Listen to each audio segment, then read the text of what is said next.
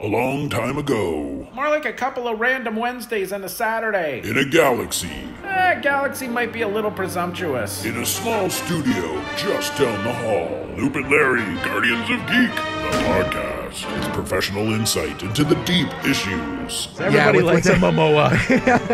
Sit back with a good Momoa. It's serious reflection on pop culture's impact. This is what happens when Skynet takes over. Everything is great, but everybody dies. It's uncovering the age-old mysteries. In that box thing from Star Wars. Yeah, the gonk. Yeah. The gonk. Yeah, because he goes around saying that gonk, gonk. It's the lost ark of pop culture. It's Loop and Larry. Download now at iTunes, Spotify, and loopandlarry.ca. And follow us on your favorite social media platform. Loop and Larry, Guardians of Geek, expanding the pop culture universe to the breaking point and beyond. In a world filled with intergalactic space battles, metahuman destruction on a global scale, and psychopathic serial hauntings, there's only one team who can make sense of it all. When your world is overrun with rampant pop culture, call Loop and Larry, Guardians of Geek. Hey, I'm Loop. And I'm Larry. And this is Guardians of Geek. That is an epic opener. That's as big as it comes right there. And it's going to go downhill from there. Yay. So this is Guardians of Geek. This is our very first episode. And like most episodes, we have a lot to establish right off the top. We've got to establish what we're doing, who we are, and hopefully hook you in. That's the plan. I'm not even sure who I am. So if you can explain that to me before this is over, then we've got a win right there. So we're going to do a few things on our podcast. We're going to normally take a look at stuff that's going on in pop culture, obviously, like new things. Plus, we're going to talk to some guests and maybe look a little deeper into some subject matter that's encompasses most geek stuff like cosplay or comics or whatever it is. And also another feature that we're going to have later in the show, it's called the POP-capacitor. We'll explain what that is coming up. But first, let's meet you, Larry, also known as Lawrence, and whatever else you want to call yourself this week. Exactly. I tend to go by Lawrence, but for this particular incident, I'm Larry. Because you hate for your fans to come find you. Well, exactly. I'm not listed in the phone book. So tell me a little bit about, just briefly about yourself, and then what we want to do is talk about 3 things that we geek out about the most. Okay. Okay. So just a quick background. I've been a television producer for over 25 years now, so not only do I geek out in my private life, I geek out on a professional level too. So I'm all about producing and TV and all kinds of media, and it's a great place for me to be. But the things that I am most passionate about, well, number one is Star Wars. I could talk Star Wars day and night, and I sometimes do. I don't know anyone who's more of a Star Wars fanatic than you are. I love Star Wars, but you love Star Wars. Yeah. It is from the time I was 6 years old. I'm now, I don't know, 48. It's still as big a thing for me. And didn't you go on a Star Wars cruise at one point? I did, yeah. We actually lived the adventure for 3 days. It was fantastic. I have to bow to you on that because that's as good as it gets. Absolutely. And then because I'm a child of the 80s, I'm passionate about all things 80s. Yeah. Whether it's the music or the TV or the movies or the fashion, I just love the 80s, everything about it. And fortunately, I've been able to impart some of that on my 14-year-old son. And so all he listens to now is 80s music, which is just a parenting win for me. And then I also am all about all things Disney. I love Disney. I love the Disney properties. I love the parks and the movie franchises, and I love Disney. So if there's a Disney component to this podcast, I'll be all over it. And I'm sure we'll talk about that at some point because they own everything in the world. That's true. The one thing I know about you is that this is like anybody. Like we have the things that we're really geek on, and then there's stuff, obviously other things like specific movies and things that yes. I know you're a big Back to the Future fan, and huge, and you're wearing a Top Gun shirt. And these are things that I know that everyone has like their kind of main things that they're really into, and then the sub things that they also kind of geek out on. on. Absolutely. For me, I'm also in media. I'm in radio. I was in TV, and I've got a family. And I think it's good because we're both in our 40s. So I think we've lived it all. We were there when that stuff that people are geeking out about now was actually happening. That's right. Like it was part of our culture, like part of our DNA was, action figures and that sort of thing. We were the first generation to experience it. Like people are into Star Wars. Well, we were there when Star Wars came out. That's right. Like, so we saw the phenomenon as it was happening and as we kind of went along with it.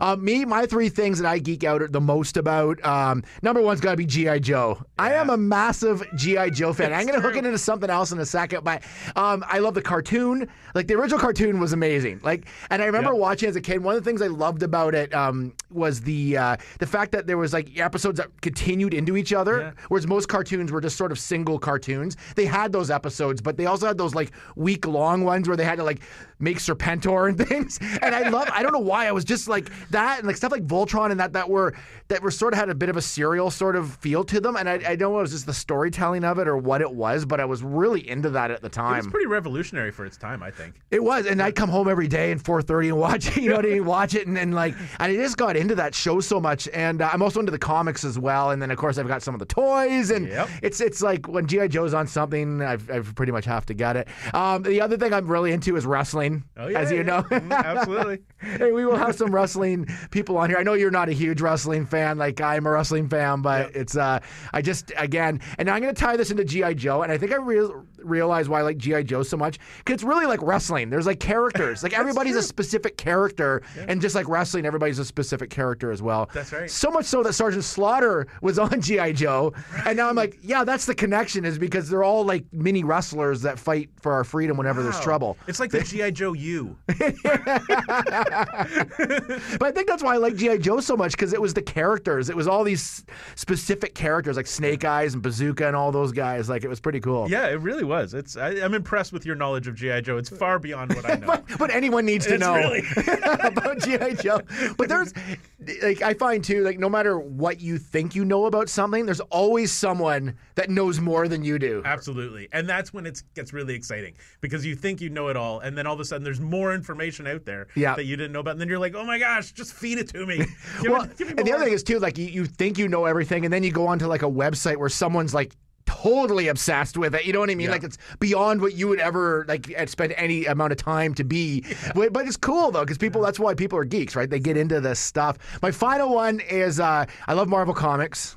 And I love Alpha Flight. And Alpha Flight specifically is the Canadian superhero group that's been killed like 3 times, I think. And then, but I don't know why I like Alpha Flight so much. I think because they're Canadian and they're like kind of the underdogs and the C team of Marvel Comics. But when John Byrne first brought them out in like 82 or 84, somewhere in there, they just like, they were cool. Like, it was a cool thing. Yeah. And then I don't know what happened to them after that. But I actually buy comics. If there's a member of Alpha Flight of the original team in a comic, I'll buy it. Really? Yeah, that's how I collect. That is impressive. See, all I know about Alpha Flight is that you have a lot of Alpha Flight t-shirts. It's just one of those weird obsessions. Like, and once in a while I'll wear an Alpha Flight shirt, everyone's like, where'd you get that, man? But it's really cool. But people love Alpha Flight, except no one wants to like them enough to keep a comic going. Right. I remember one of the Comic Cons, the guys that were currently doing it on one of the last runs they did were there, and they announced that they were going to, Alpha Flight had been picked up, they're going to do it. Literally, I swear to God, like a month later, it was canceled. And yet somehow you managed to get a T-shirt in between that. Well, I gotta get in there when I can, because they've had about 3 or 4 different runs over the years. They keep bringing them back, like as if they're like, oh yeah, this is gonna be it, and then of course it just never happens. It never, ever happens. So, but how do you define a geek? Oh my God, a geek is somebody who's completely passionate about something, and it could be anything. And I've been thinking about this.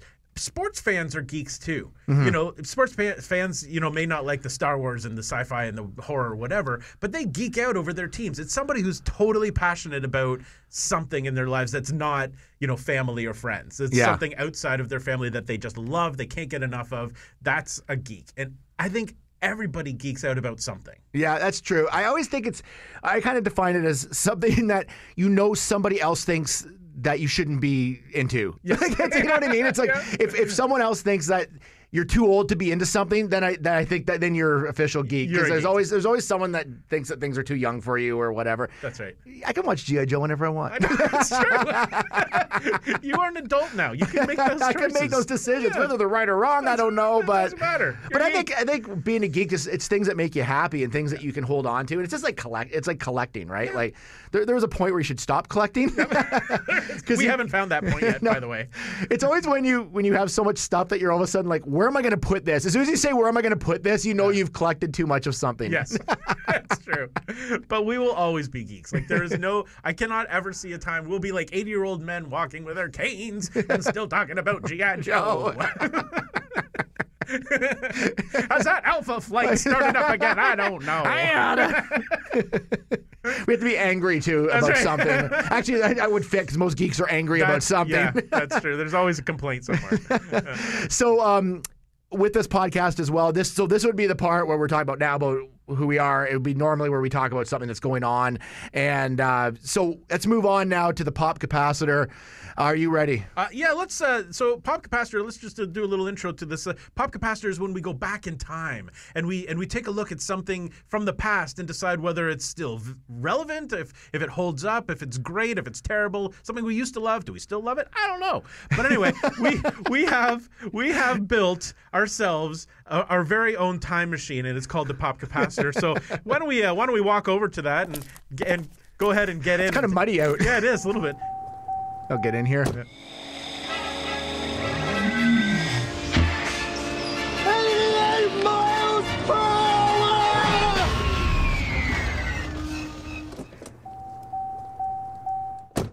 Okay, let's hurry back to the studio. Okay. All right. We are back now. That's what I call theater of the mind. That is. It's quite amazing. I can see that in my head. So today we're going to look at 2018. Yes. It's the beginning of the year, and I think this is a good time to like do our annual 2018 look back. That's right. Even though it's the first time we've ever done it. Yeah, but that's why, because we've done it several times. We've got the time machine. We keep going back and redoing it. You just haven't been with us when we've done it. Yes. And kept screwing it up and had to go back and redo it. So we're going to look at 2018. Instead of just going through, hey, there was this happened and this happened, we're going to look at the hits and misses that we personally think happened this year. And did you want to start with this? Sure. So we're going to start with 3 wins. Three of our favorite. Do you want to go back and forth with wins? Sure, yeah. Okay, we'll go let's do back that. and forth with wins. Okay, so my first win of 2018 was the revival of the horror genre. I think that. All right, sorry, stop right there. That is also one of my wins. So let's do it together. That makes it a double win. That's a double. Yeah, we need a double win. It is. This year was phenomenal with Hereditary, Annihilation, Quiet Place, Halloween, House on Haunted Hill. This was an unbelievable year for quality horror. Yeah, it totally was. And I'll even give another example how good it was. Walking Dead got better. Oh, what? It did. Is that even possible? Yeah, do you still watch it at all? No. Well, so what they did this year, because Rick, I'm not going to spoil anything. If you haven't watched it by now, you're in trouble. But Rick died, quote unquote. Right. And then they jumped ahead like 3 years. Oh. So they did a time jump. So everybody now is older, things are more established. Like, so different things have happened. So it actually kind of, his daughter's grown up a little bit. Like, so it actually added a whole new element to the show, which is actually quite interesting. Okay. And we don't have brooding Rick on there anymore. Nice. I did love Rick. Rick was great, but there's a point where it's like he's always really like talking like this. Hey, Coral, what's happening? You just want him to get a lozenge. Yeah, it's like just get a holes. Yes, come That's on. all we need. Fix that. But it actually got better. But yeah, let's go back to look at some of this. Like Halloween, I thought was great. Oh, it was great. Like, I mean, any horror, you have to suspend your disbelief. Of course. Because there's always people do dumb things. Like, I'm going to go down to this scary looking basement. No, don't do it. But if you don't do it, there's no movie. Yeah, so that's true. You kind of have to do it. But I thought Jamie Lee Curtis was amazing in it. And I thought they did a good job. The only thing about that movie, like, I'll overlook it, is that they kind of ignored everything else. Yes. That was the only thing that sort of bugged me a little bit, but I can see why when you watch it, why they had to do that, because, I mean, no one cared about the Busta Rhymes one. Well, that's it. I mean, it's almost like erasing the kind of mediocre Halloweens and giving us like a true sequel, and now that they know how to do horror, this was the perfect time to do it. I Yeah, think. oh, for sure it was. And Hereditary was amazing as well. Unbelievable, yeah. And I keep going back to House on Haunted Hill. I watched that, and that's one of the few shows this year where I was like, what? Yes. Like where I remember having to go back. There was one episode in particular. Episode 6. Yes. Yep. and I wasn't expecting what was about to happen, and it was like, you know, like when a show ties things together. Yes. I was like, what? Yeah. I was like, what is going on? It's the only show that I've ever watched that I finished the final episode and literally went back to episode 1 and played it again. See, I don't want to go back and watch it again because once you've seen the end, you can kind of go back and look at the beginning and see where everything connects. But so well done, so well written. But yeah, horror, I think, made a big comeback this year. And I have to give a shout out too to the Eli Roth show. If you haven't seen it on AMC. Oh, yes, I have. The History of Horror? History of Horror on AMC. If you haven't had a chance to watch this, go and watch it on AMC because it is absolutely amazing. Like the footage, the interviews they had with people, like they pulled some people out of the archives for this thing, and it was like amazing. So good. Yeah. I'm not sure what what's his face was doing. What's the singer's name? Who was? There's a part where they're at the table. And it's Greg Nicotero from The Walking Dead, and then Rob Zombie was right. Yeah. I think he said like 3 words the entire series, but I know he's a huge horror fan. But it's just I'm like, I wanted to hear more from him because I wanted to hear what he had to say. But yeah, no, horror is where it was at in 2018 for sure. Oh yeah, for sure. What else you have? Okay, I'll go next. Marvel Universe, massive hit. Let me just say, I have that on my list too. Double. It's a double one on that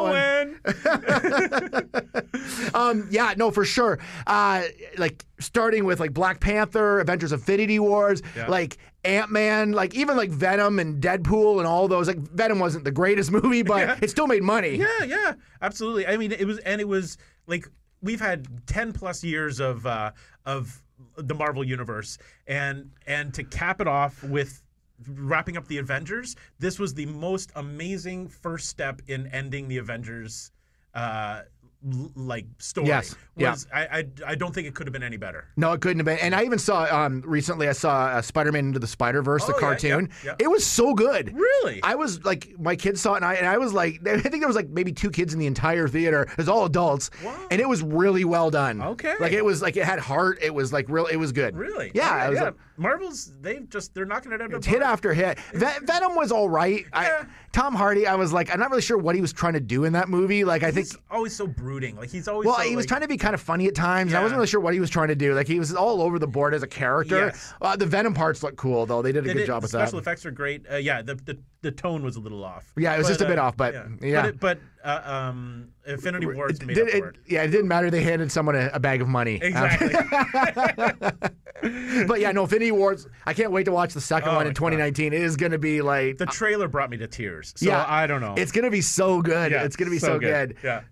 All right, so my third win of the year is the focus on the 1980s because I love the 80s so much. Oh yeah. 2018 brought the 80s back into the limelight with Ready Player One. That was a huge. I never saw it. What? I know. My son's been bugging me. He's like 15. He's like, Dad, you got to see this movie. It's got everything you love in it. And I'm like, yeah, I will get to it. But he wants to watch it with me. So it's like us being together is like because he's working all the time. Who works at 15? Yeah, seriously, that's a little odd. So anyways, I just haven't had a chance to watch it. It is on my list. I'm gonna try to watch it over the holidays. Well, you should because they literally made that movie for Loop and Larry. It was the Loop and Larry movie. It was fantastic. But that Netflix, if you go onto Netflix now, they have a show called Summer of '84. They have another show called 1983. Like the 80s are coming back. And actually, according to the fashion police in New York, shoulder pads are making a comeback. Finally, legitimately making a comeback. We did it. We did it, Larry. We got them back. Absolutely. So there are wins. Do you have any more wins? I have one more win. Sorry, go ahead. This one you will not probably understand because you don't watch wrestling. But the women's revolution this year has been absolutely amazing on WWE with Charlotte Flair, Becky Lynch, and all those guys. Like it's just suddenly now they're main eventing the shows. Really? They had a full women's pay-per-view and it was better than almost any pay-per-view this year. Wow. Like they're rocking it this year. Do you think it had something to do with Glow, that TV show Glow? No. The Glow, I do enjoy Glow. Okay. Because I used to watch Glow when it was on originally. So it's just they've got all the pieces are in place. Like they've just stepped up. The wrestling's better, the characters are better, and it's just more interesting. Wow, that's fantastic. Yeah, it's really cool. It's cool. It's been cool to watch kind of grow. But this year it exploded. It's been great. So. Awesome. So that's my final win. All right, so those are the wins, but there unfortunately were some fails. There's some misses. And we may not agree on all these. We may not, but I think we will. Okay, well, we'll see. We'll see. All right, so I'll start out. The first one that I think Matt and I can Loop and I, Matt can. That's my real name. You can use it. You're allowed to use it. I guess that's true. Yeah, I can totally agree on here is the shutdown of Toys R Us in the United States. Mm-hmm. That was a sad day. It was. Toys R Us, come on! I don't want to grow up. I want to be a Toys R Us kid. And now they're gone in the States. Fortunately, Canada had the ability to keep it going and to they were run separate differently. They had the franchise name, but I think they were run by a separate, like a Canadian company. Yes. So they kind of weathered the storm that the States was going through. But so at least it exists in our world, which is good. But I was sad. I thought it was sad that Toys R Us is gone. Well, how many times as a kid have you gone to Toys R Us and bought toys, or as an adult? I bought like a cool like a G.I. Joe Pop, a Destro one. Never seen it anywhere else. I saw it as an exclusive Toys R Us one. Really? These are the kind of things you can find at Toys R Us if you go look. Well, see, an example of this is Matt and I, at one point in our youth, actually crossed the border to specifically go to a Toys R Us to find the new wave of Star Wars action figures in the 1990s. Remember how obsessed we were with those? Like, so ridiculous. What wave was that? That was like a brand. They kind of Power of the Force or something. Yes, it was Power of the Force, and we had to go because they didn't have them here, and they had them, so we crossed the border just to get. To stop at Toys R Us. And we were in college, by the way. We were virtually We might have been past college. I can't remember. It was 97. Yeah, we were well past college. Yeah! So that was a big fail on the part of 2018. I've got one here. Okay. It's the Star Wars universe. And I know, hold on. Oh, he's climbing the table. It's on my list. Okay, is it? Okay, so that's, you know what that is? A double win! Oh, no, this is double fail. Double.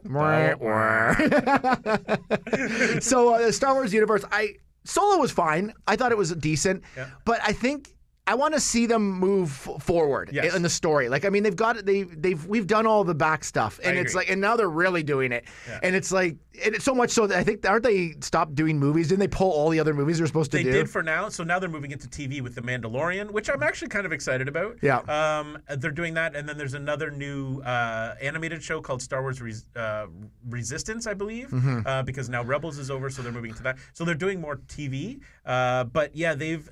My problem with Star Wars, and it pains me to no end to talk about how there's a problem with Star Wars. But it's okay. You can be critical of it. I know, but it's so hard. But my problem was the marketing of Solo. Like, they had just released Last Jedi. A lot of people didn't like Last Jedi, so it left a bad taste in a lot of people's mouths. And like 5 months later, they released the new Solo movie. So there wasn't enough time for people to calm down from the last one. They didn't release any trailers until like a month before, so there's no hype. Yeah. And so it like, I liked Solo. I thought it was a good movie. I think if they had put it in December, a year later, people would have been excited again. Yeah. But they totally messed up on the marketing. They started doing too many movies, I think, is the problem. Because there was, like, there's no, like, oh my, I cannot wait for the next movie. It's like, oh, the next movie's here already. And I just want them to go forward. They have a whole universe they've never explored. They have a whole, like, stories like that can progress the universe on. Yeah. But they've been going back to the past all the time. And it was fine for a few of the movies, but now I want to see more what's happening now. Yes. Like, I want to see, like, some of those characters from the new movies split off into their own franchises and things. So Absolutely. I don't know. I think they've got some work to do on that. Yeah. And I think they're too. We'll talk about Star Wars in a whole other episode, but I think they're just too focused on the tone of Star Wars, as opposed to like Marvel, who, like, Thor is a completely different movie than Captain America in tone, right? Yeah. Like, so it's, I don't know. They need to do some work. Yeah. I think only you can help them. I can. I am literally their only hope. Help me, Larry. You're my only hope. It's true. Okay, so I've got one more here, and how many have we done so far? I've done two. Well, okay. we've done double fails. No, that is true. So, yeah, we've still doubled up. So I've got my last one here, and this to me is the most epic fail, and I have a little good, perfect. sound bit. Okay, ready? Yeah. You ready for this? This is off his phone, by the way. Yeah. Here we go.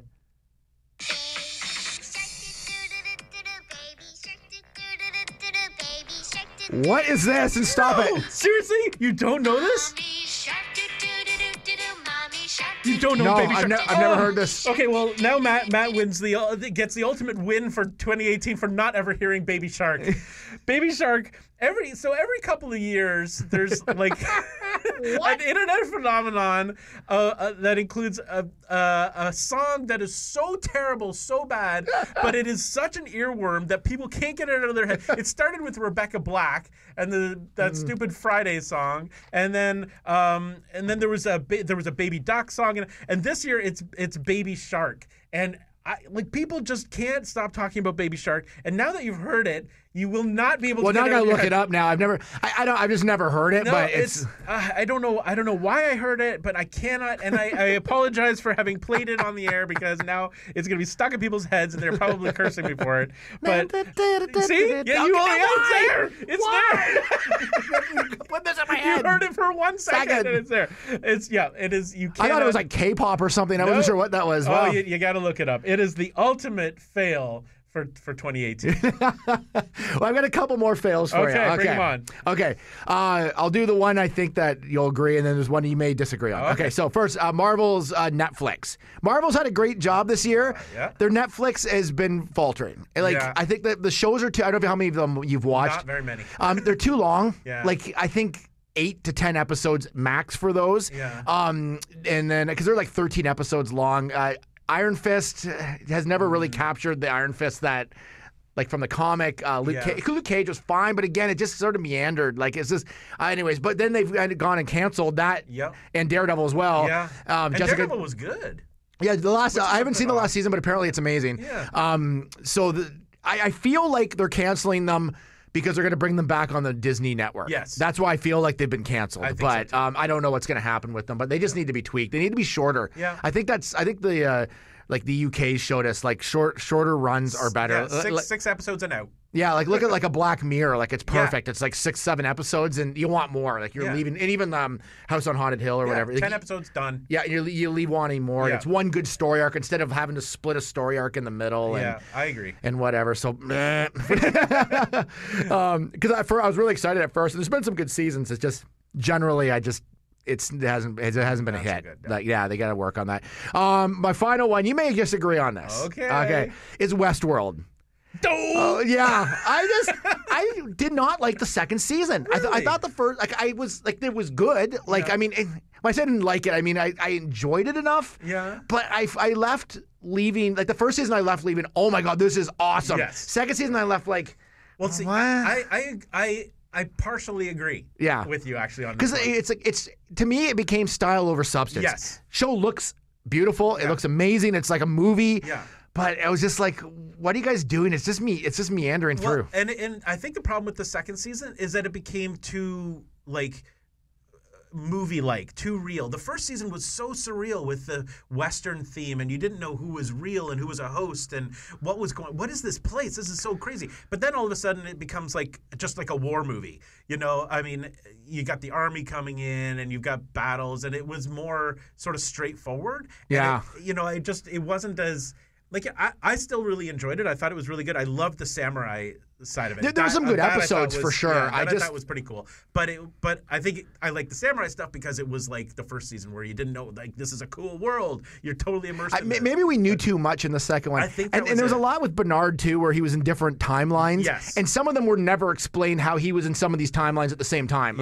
He was with the army guys kind of searching the beach, and then he was inside doing something, and he was somewhere else. And I'm like, well, they never went back to explain how he left them and went to somewhere else, or are these happening simultaneously in two different universes? I don't know what was going on. It was a bit more convoluted, like the timelines, and it was interesting because we know about the jumps back and forth in timelines after watching the first one, but yet still the second season was more complicated somehow. Yeah, and because the timeline jumps were very, very short. Yeah, they would have been within a week or two. Yes. But he was in 3 places at once at one point in the show, and I'm like, what's going on? I have no clue, and it took me out of the show because it was trying to be too stylish, I think, and a little less. And I didn't like the fact that it's just basically them traveling around looking for that hole or whatever they were looking for. It was kind of weird. It was, and I think that was the part of the first season that we didn't know what they were looking for. There was no it was just more figuring out who was what and all of this. This one was much more sort of there's like a task to do and let's just do this and be done. Yeah. So I partially agree, although I think I enjoyed it more than you did. Yeah, probably did, but I will obviously watch the third season. Because once I start a show, I cannot stop a show. There's no way. Well, I think that's our first podcast. I think it was great. I think we put it together. We went through some stuff, and I hope you guys enjoyed it. Yeah. And we'll see you next time a little bit later. We're going to run this probably for about 2 weeks, Yeah, I think. I think you'll get a new one every 2 weeks or It's so. kind of like when NBC premieres a new show and they got to play it a few times for people to get hooked on, and then you're going to be so hooked.